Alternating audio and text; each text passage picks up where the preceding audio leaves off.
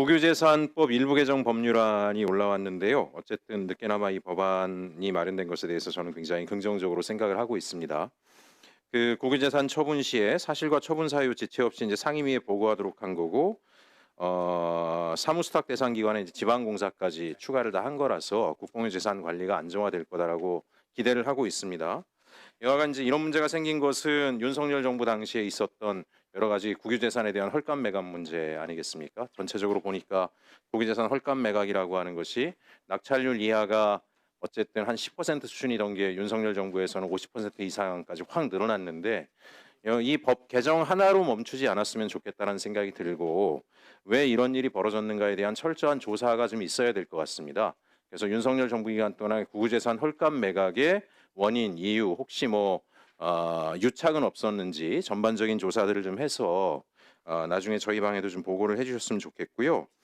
또 하나 이제 제가 우려되는 부분은 또 이런 것도 있습니다. 어쨌든 국유재산의 뭐 알짜배기는 이미 다 팔린 것 같고 남아 있는 것들은 그다지 쓸모가 없는 것들만 남아 있는 게 아닌가라는 우려가 있긴 한데, 그나마도 이게 사회적 이슈가 되다 보니까 아예 국유재산의 활용 자체를 차단해 버리는 방식으로 가면, 물론 이제 공무원들 입장에서는 오히려 좋아할 수도 있죠. 아유, 국유재산 잘못 팔리면 손해 볼 것 같으니까 아예 이거 뭐 건드리지도 말자. 근데 중요한 건 저는 국유재산 매각 문제를 떠나서 지금 우리가 고령화고 지방 소멸 문제도 있고 지역에선 청년 창업 뭐 이런 문제도 있고 내년부터 통합 돌봄도 해야 되는데, 국공유 재산의 공익적 활용이다라고 하는 것이 대단히 중요한 가치가 되고 있지 않습니까? 대통령께서는 헐값 매각 방지하라고도 하셨지만 다른 자리에서는 국공유 자산을 공익적으로 활용하는 방안들에 대해서도 적극적인 검토를 갖다 이제 말씀하신 적이 있는데요.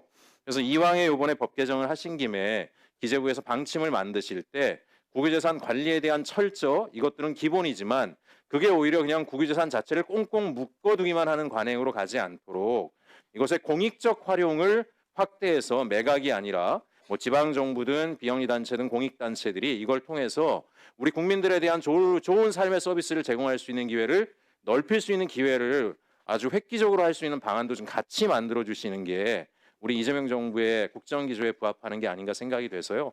장관님께서 꼭 좀 챙겨 주십사 말씀드리고자 질의하게 됐습니다. 예, 최 의원님 아주 좋은 말씀 주셨습니다. 그래서 저희들은 이제 국유 재산은 국민의 소중한 재산입니다. 그래서 가격을 소위 언론이나 또 국회에서 지적하시는 것처럼 헐값 매각은 안 되도록 하겠다고 말씀드렸기 때문에 국회에 보고도 하고 이런 장치를 마련했고요. 두 번째로는 그리고 뭐 이게 이제 매각을 안 한다고 해서 그냥 들고만 있는 게 아니고 이거 개발하기 위해서 이번에 저희들이 그 주택으로 할 것은 청년주택이라든지 또는 그 주거용 아파트라든지 뭐 연립주택 이런 식으로도 또 개발해서 저희 한 2만 5천 호까지도 이렇게 공급하는 거, 그리고 또 국유재산을 단순하게 매각하기보다는 이걸 또 가치를 넣어서 좀 다른 형태로 개발하더라도 또 그래서 제값을 받을 수 있으면 그런 또 밸류를 더 넣는 부분까지 포함해서 저희들 국유재산을 좀 제대로 관리해서 국민의 소중한 자산이 헐값으로 매각된다든지 또 제대로 제값을 못 받는다든지 또 그런 또 공익 목적으로 또 활용이 제대로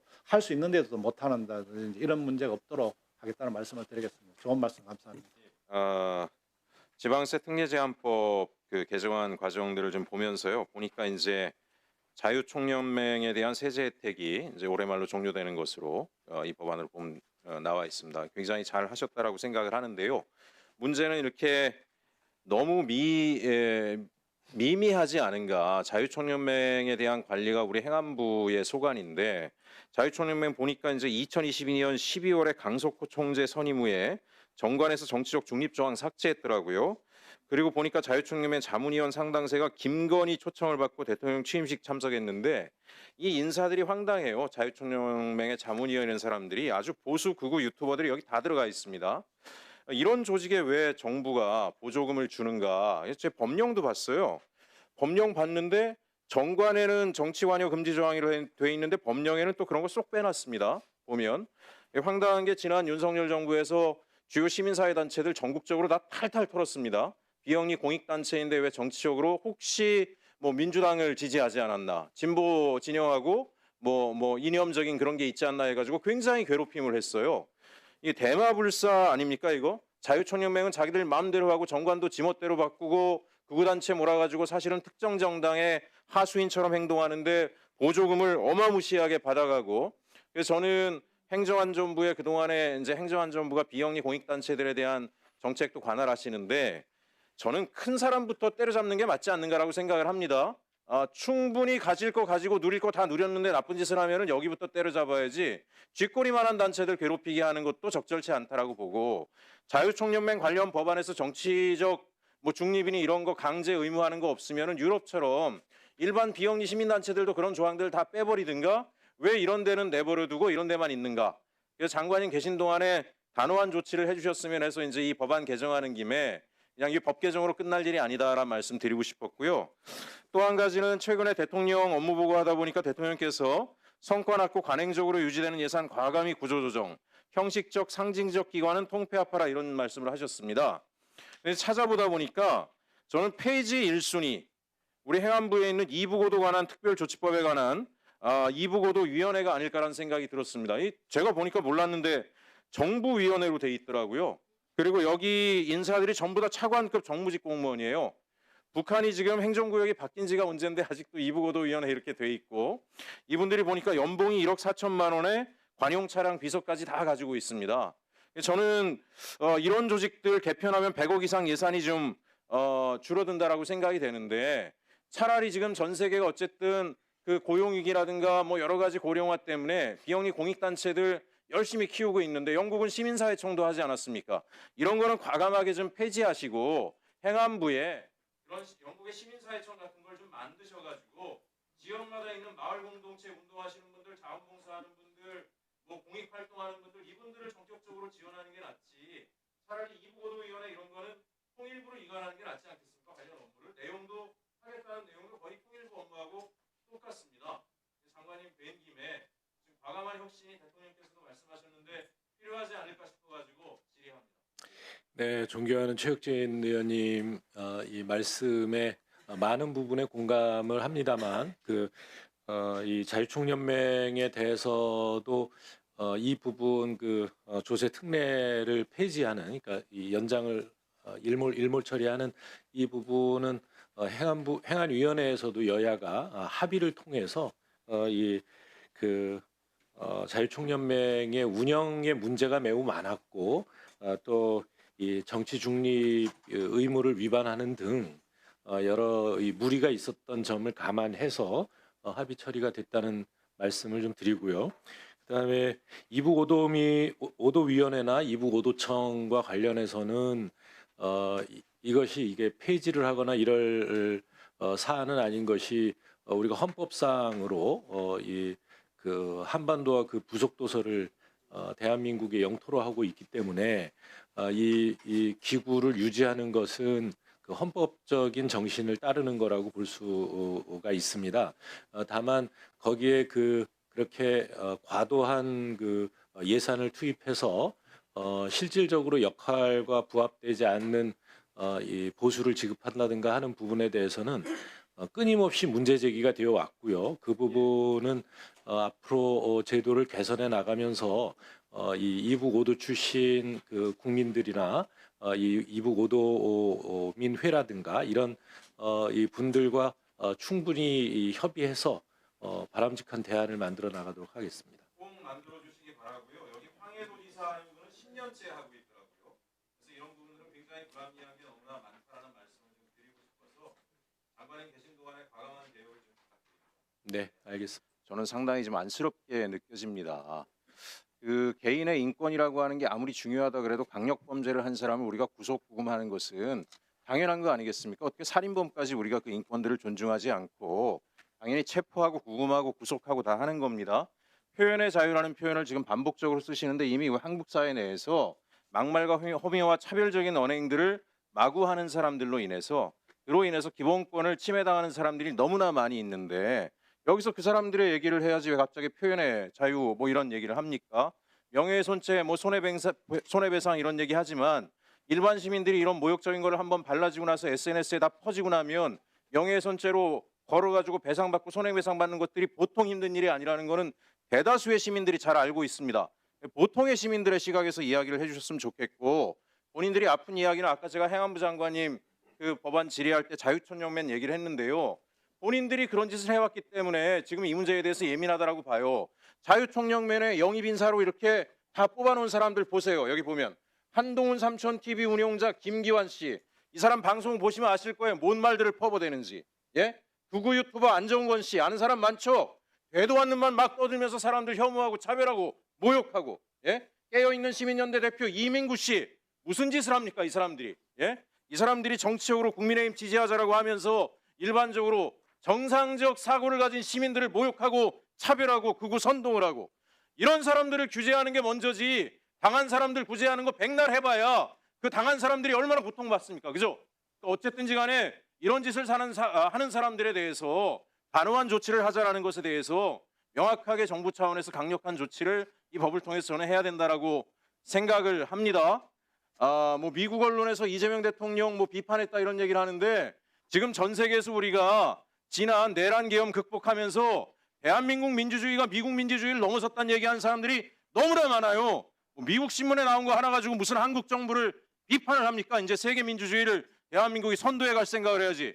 더 좋은 민주주의 만들고 더 좋은 인권국가 만들고 예? 더 좋은 발전된 모든 시민들이 골고루 잘 사는 나라 만들면 되는 거지. 그런 말로 이 그 법안 자체를 폄훼하는 일은 하지 말아 주십사 부탁을 드립니다. 표현의 자유라고 하는 것은 뭐 제약이 없습니까? 예? 말씀해 보십시오. 예. 어쨌든 그 의원님 말씀하신 기본 취지에 동의해서 이 법이 그런 그 잘못된 표현으로 인한 피해와 폐해를 막기 위해서 제안된 법이다라는 점에 대해서 잘 이해를 하고 있고요. 또 다만 그로 인한 이제 부작용이 생기지 않도록 저희들이 이 법의 시행 과정에서 저희들의 권한으로 헌법과 법률이 보장하는 범위 내에서는 할 수 있는 최선의 노력을 잘 하겠습니다. 나경원 의원님 제가 국토위 첫 질입니다. 아마 잠깐 착각하신 것 같고요. 예, 장관님, 예, 이게 지금 보니까 이재명 대통령께서 후보 시절에 저희 원주 춘천을 은퇴도시로 조성한다라고 공약을 말씀하셨는데 이렇게 발빠르게 국토위에서 법안 입법까지 해주신 것에 대해서 감사드립니다. 네, 근데 이제 제가 약간 혹시 내용을 자꾸 수정을 할 수 있나 싶어서 질의를 드리려고 하는데요.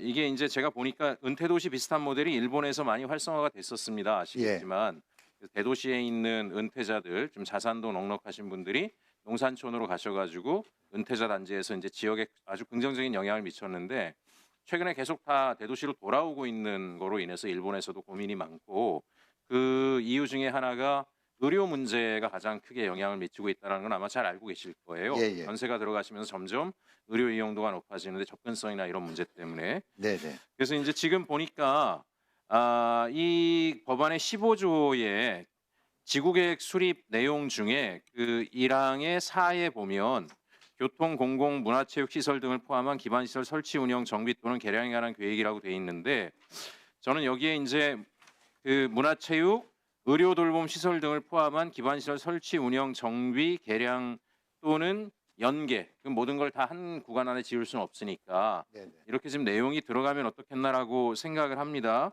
이유는 다른 게 아니고 이 법안의 45조, 46조에 보니까 국가는 보건의료 관련 시설을 이 해당 지구에 설립할 수 있다는 조항이 있기는 있습니다. 네. 그런데 이제 할 수 있다라고 하는 거는 언제 될지 사실 모르는 일이고 제가 우리 그 혁신도시 조성에서 지금 20년 가까이 되도록 혁신도시 있는 많은 공공기관 종사자들이 그 정주 여건 개선에 대한 것들이 실행이 빨리 되지 않는다라고 하는 걸로 이전하지 않는다라는 요구들을 자꾸 하고 있어서 이 은퇴 도시도 똑같이 그런 일이 반복될까 좀 우려가 있고요.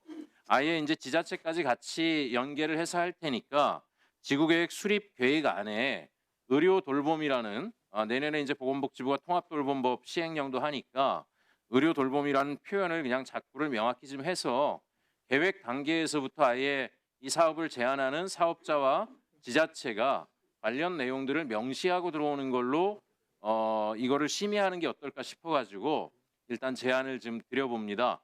그래서 장관님 생각이 어떠신지 여쭤보려고 질의드렸습니다.